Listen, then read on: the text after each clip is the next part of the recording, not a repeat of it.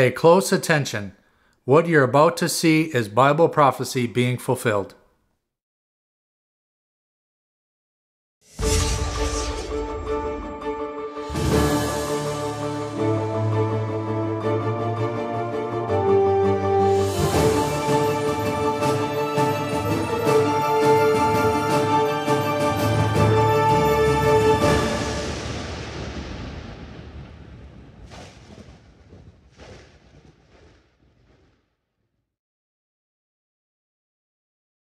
Welcome to YPN News, bringing you news as it relates to Bible prophecy and foretold by Yeshua Hawkins. Well, we bring you reports today on the ongoing and ever-increasing disease epidemics that are spanning the globe. Two in particular, the deadly Ebola virus and Enterovirus D-68. We'll start off with the latest on the Ebola outbreak. Well, recently a nurse working in Spain has caught the virus while working on a Spanish priest who was infected with Ebola arriving in Madrid from Sierra Leone on September the 21st.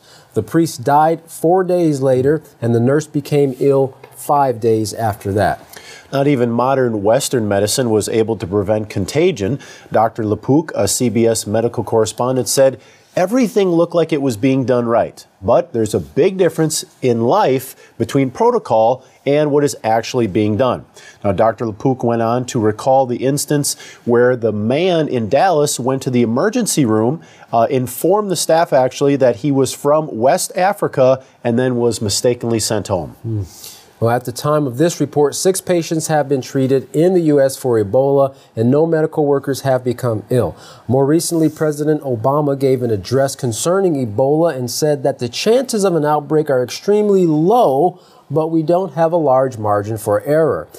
He said that there will be additional screening of air travelers, for example, to help to kind of keep this at bay. Right.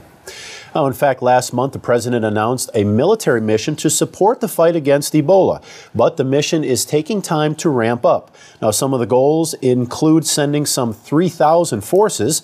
As of October 2nd, only 231 were deployed. Now, training, another part of this mission is training up to 500 healthcare workers a week and building 17 Ebola treatment centers, each one being able to treat 100 patients, but that's not expected until the end of October.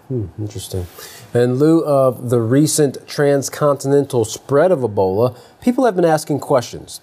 Well, with the flu season starting, some are wondering how closely Ebola symptoms and the flu symptoms mimic each other. Well, here's what medical professionals have to say you should look out for. Well, one of the things, or several of the things, are fever, headache, muscle aches, weakness, diarrhea, vomiting, red eyes, and rashes. Now, one question of concern was if someone sneezes and then touches a handrail and 5 minutes later someone else comes along and touches that same handrail, then rubs their eye, can that be transmitted that way? Well, the answer is Ebola can live outside the body for several days. And if those surfaces aren't cleaned and someone contacts the area that a carrier's bodily fluid did, then yes, it is possible to contract the virus that way, but it's much more likely to be transmitted through blood. Now, that is according to the CNN medical correspondent Sanjay Gupta. Right, and so it sounds like it's definitely, it can be easily spread by those bodily fluids.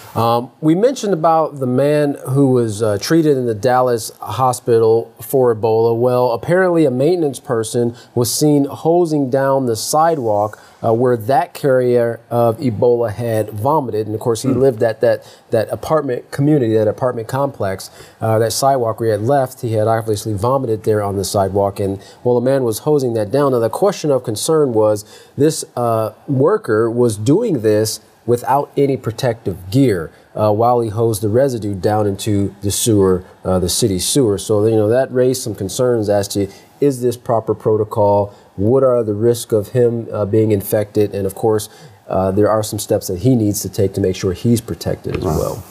Now, Katan, one thing, and just going back to what we're seeing in West Africa, one thing that the healthcare workers are having to deal with is the fact that they are faced with having to make some very difficult decisions, due in part to not enough resources to help treat and fight the disease.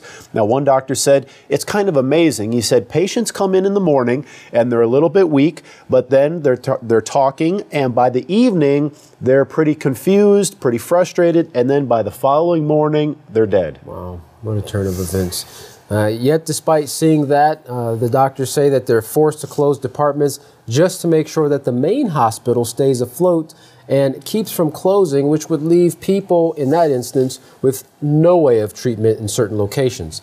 Healthcare workers say that it's pretty difficult to deal with patients day in and day out who are continually dying. That's how high the mortality rate of Ebola is. Another virus is sweeping the country.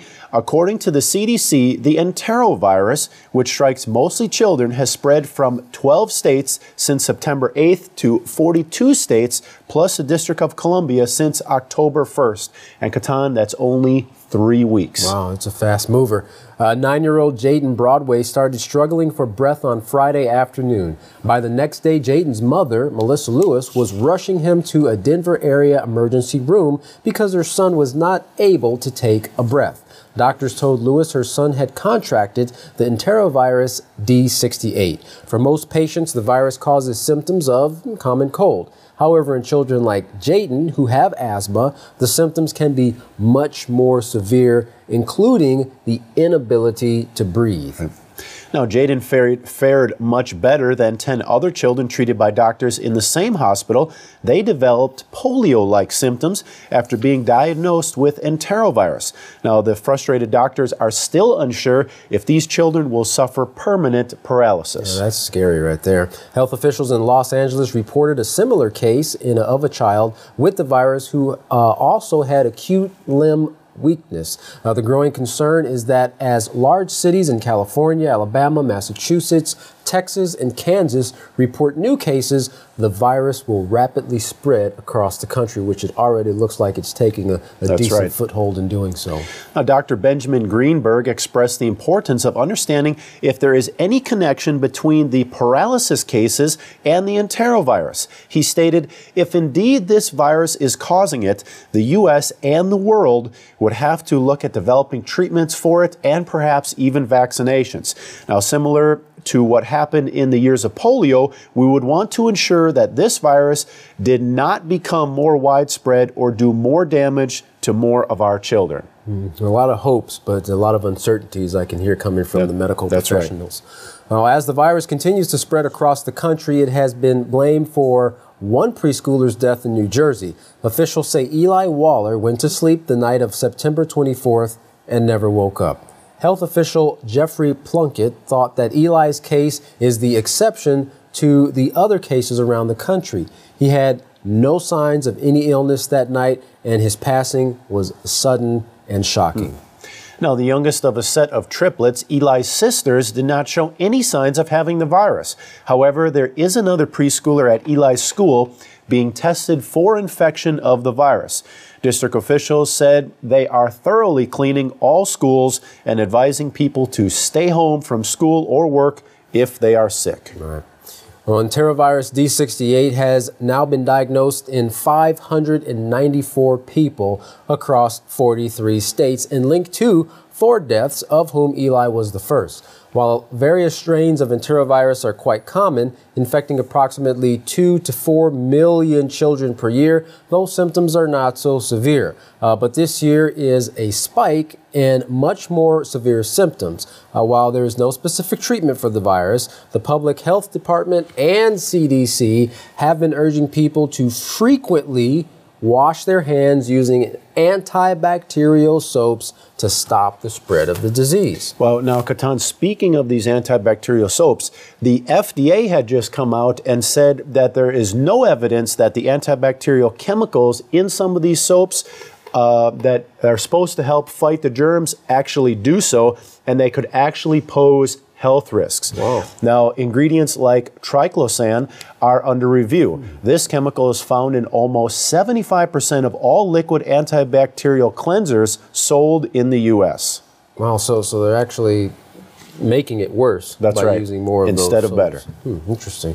Well, recent studies have suggested triclosan can interfere with hormone levels and encourage the growth of drug-resistant bacteria.